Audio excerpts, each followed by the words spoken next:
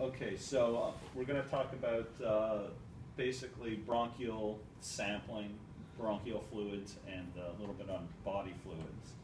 And when we get a specimen in the lab from the upper airways and from the lung, these bronchial washes, in cytology we get bronchial brushes, and we also rarely get bronchoalveolar lavages, and even I had to understand the difference between a lavage and a wash. In any event, these are some of the reasons why the pulmonologists do these procedures. At Emerson, the most common is they're looking for malignancy and infections. And then sometimes there's an indication, this is ILD is interstitial lung disease, which is essentially non-infectious inflammatory diseases of the lung.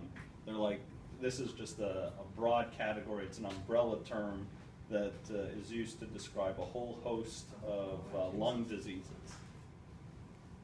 Get the big guns now. These are a whole host of lung diseases are somewhat rare, but in the lab we can help sort of tell the clinicians which specific lung diseases under this category they should be thinking about.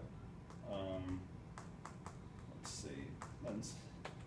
Okay, so this is how the procedure is done.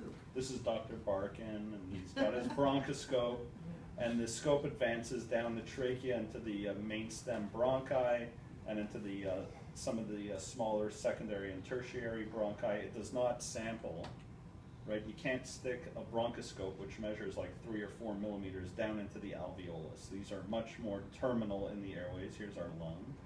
Here's Dr. Barkin can get his scope probably down to around here, and then this is the alveoli. So when they're doing a wash, they're interested in what fluid lines is in the alveolus.